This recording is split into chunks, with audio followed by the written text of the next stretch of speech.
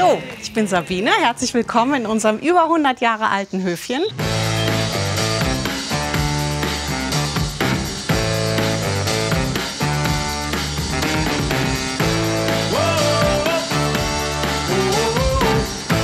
Ja, hallo. Ich bin Walter und bin seit vielen, vielen Jahren mit Sabine zusammen und auch länger schon verheiratet. Und wir leben mit unseren Kindern hier seit 13 Jahren und haben peu à peu begonnen, hier zu sanieren.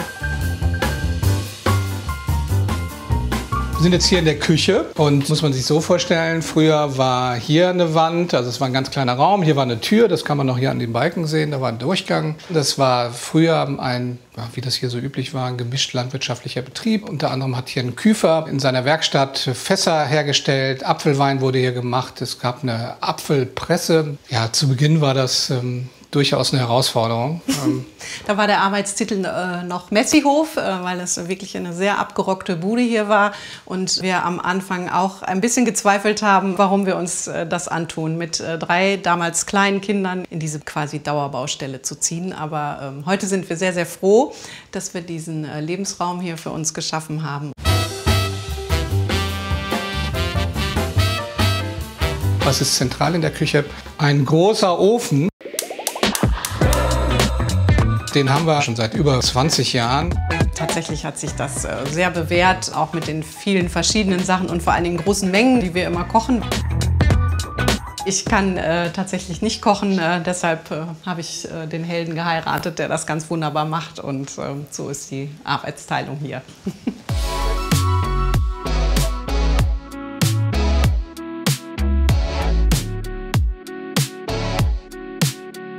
Kann man sich kaum vorstellen, aber dieser Raum, das waren mal 2 Räume. Die waren hier getrennt durch eine Wand. Die haben wir rausgenommen und hier unseren Wohnbereich geschaffen. In dem Zuge gab es hier schon einen Kaminzug, aber noch keinen Ofen. Deshalb haben wir diesen Schwedenofen hier in dem Wohnbereich installiert, der im Winter durchaus auch den Raum hier wirklich sehr mollig warm macht.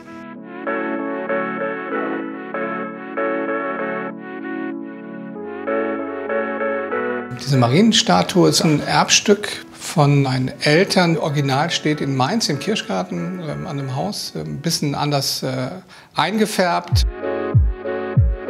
Und dann haben wir noch ein tolles Bild hier. Ja, das ist ein Stück vom Rhein in Düsseldorf, ganz genau genommen der Abschnitt in Himmelgeist. Und ich komme ursprünglich aus dem Rheinland und dort haben wir uns auch kennengelernt, haben da auch einige Zeit gelebt. Und das ist für uns eine wirklich schöne Erinnerung.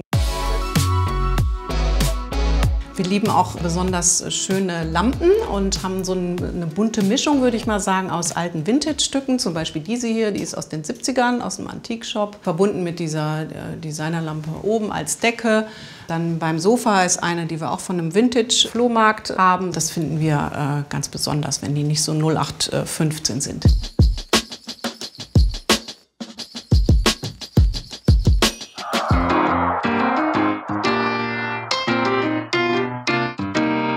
Hier ist die Kaminecke. Das war früher die Toilette.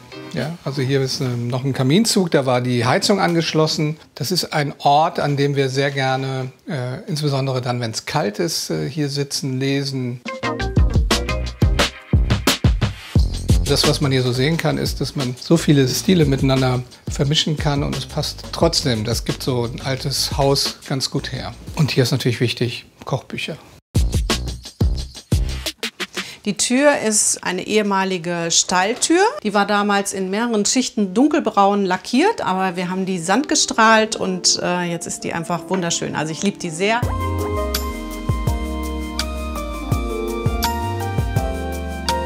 Hier haben wir die komplette Vorderfront aufgemacht. Das war alles zugemauert mit nur einem Zugang.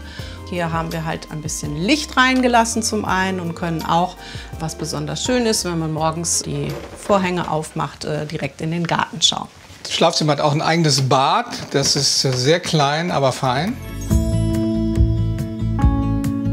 Wir haben das sehr reduziert mit wenig Dingen, die man so offensichtlich wahrnehmen kann und sehen kann.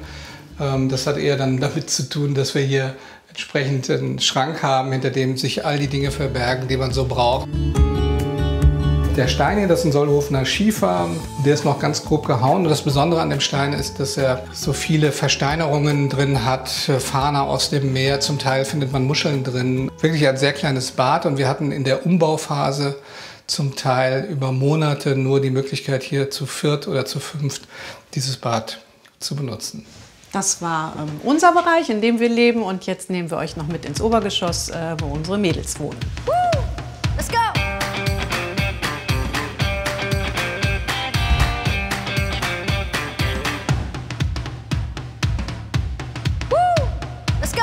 Hier sind wir im Obergeschoss, ich sage mal im Kinderbereich, aber wir haben, das muss man wissen, zu Beginn hier zu fünft hier oben gewohnt, während unten das Erdgeschoss renoviert wurde. Und da sah das noch ganz, ganz anders aus. Decken waren abgehängt und hinten war ein Bad und es waren 3 Räume, die wir uns mit unseren Kindern geteilt haben, und hier hatten wir so eine Notküche drin.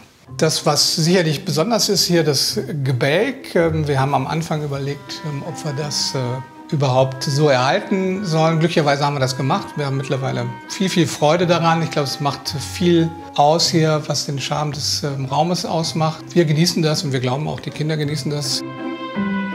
Jetzt haben wir die Raumaufteilung auch ganz anders gemacht, also Wände anders gesetzt, die Räume anders verteilt, sodass es jetzt wirklich 2 separate Zimmer sind, ein extra Bad, und die Kinder haben den Luxus einer eigenen Küche hier, was sicherlich nicht ganz normal ist, aber gehört eben dazu, weil wir die Geschosse ganz für sich als einzelne Wohnungen auch aufgebaut haben, um das später auch noch mal anderweitig zu nutzen.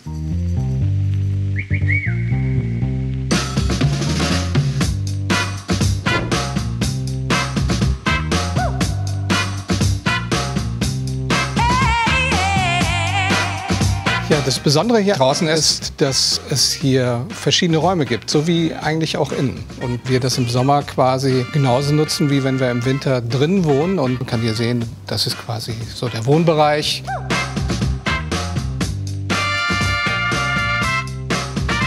Man muss sich vorstellen, als wir hier eingezogen sind vor 12, 13 Jahren, gab es quasi keine einzige Pflanze hier.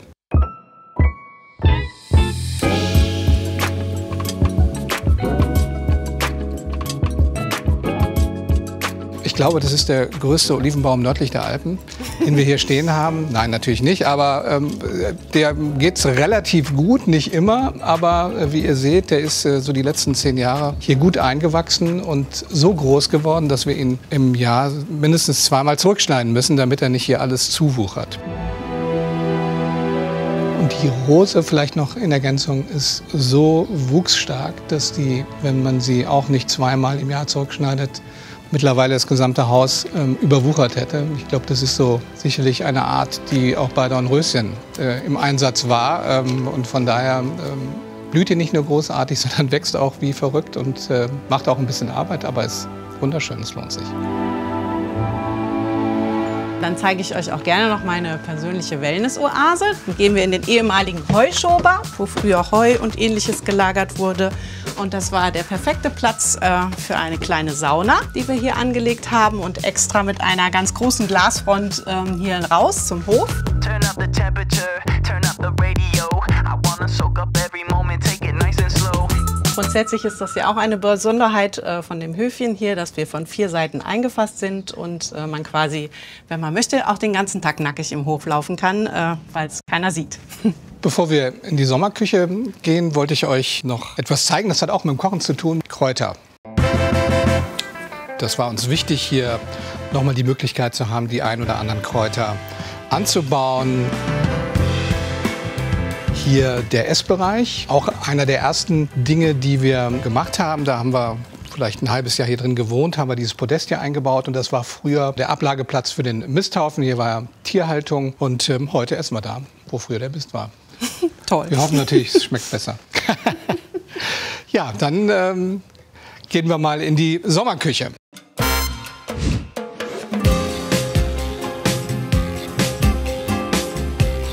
Der Name ist etwas irreführend, weil wir natürlich die Sommerküche auch durchaus im Winter benutzen. Was war das vorher? Das war eine alte Küferwerkstatt. Küfer, wer es nicht genau weiß, ich muss da auch nachschauen, Küfer ist der Fassmacher Und das Schöne hier an dieser Werkstatt ist, dass wir noch ein paar Dinge erhalten konnten, wie zum Beispiel diese große alte Bandsäge. Massives Gerät, selbst wenn wir es nicht mehr haben wollten, wäre es, glaube ich, eine große Herausforderung, das Ding hier überhaupt rauszubekommen. Wir haben uns auch gefragt, wie haben es überhaupt reinbekommen? Wir haben dann geguckt, dass wir zum Beispiel auch bei den Armaturen diesen Werkstattcharakter ein bisschen wieder zeigt. Das ist einfach so eine zusammengeschraubte Armatur. Das hat uns der Installateur gebastelt. Der hat sich schrecklich amüsiert darüber, dass wir gesagt haben, genau das wollen wir haben. Und dann hat er das in seiner Werkstatt zusammengebaut. Genau. Aber uns gefällt es sehr gut und, glaube ich, spiegelt ganz schön den Charakter auch wider. Hier war ursprünglich ein großes Holztor, hatte das Problem natürlich, dass hier kein Licht in die Scheune eingefallen ist, wir den Raum also quasi gar nicht nutzen konnten. Also haben wir diese Glasfassade einbauen lassen, auch ganz bewusst so, dass wir im Sommer alle Türen aufschieben können und trotzdem die Verbindung zum Garten haben und alles schön luftig und leicht ist und im Winter natürlich alles entsprechend geschlossen werden kann. Das große Holztor haben wir nicht einfach weggeschmissen oder entsorgt, sondern aus den Platten haben wir diese langen Tafeln hier einfach zusammengeschraubt. Da haben wir noch eine längere Version, die dann um die Ecke geht, wenn wir ganz viele Gäste haben.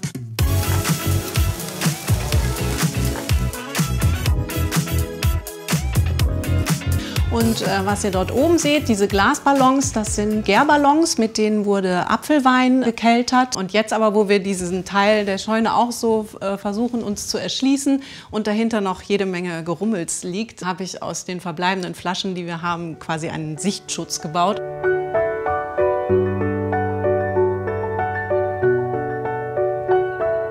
Ich erinnere mich noch, die ersten Besucher, die hier waren erschüttert, was wir uns denn hier angelacht haben.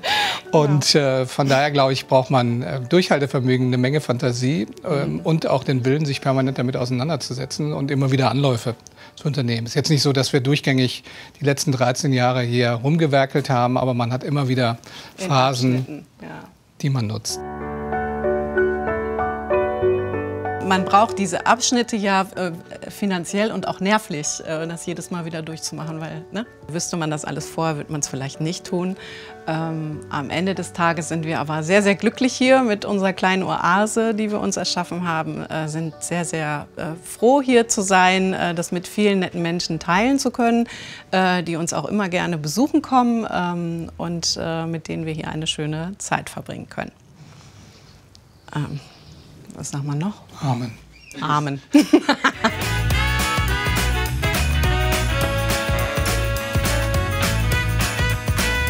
Schön, dass ihr uns im Höfchen besucht habt. Ich hoffe, wir konnten euch einen kleinen Einblick in unser Leben und in unsere Wohnsituation hier geben. Und ihr konntet ein paar Inspirationen mitnehmen. Wenn ihr noch mehr Videos sehen möchtet, dann findet ihr die hier oder abonniert den Kanal. Tschüss. Tschüss.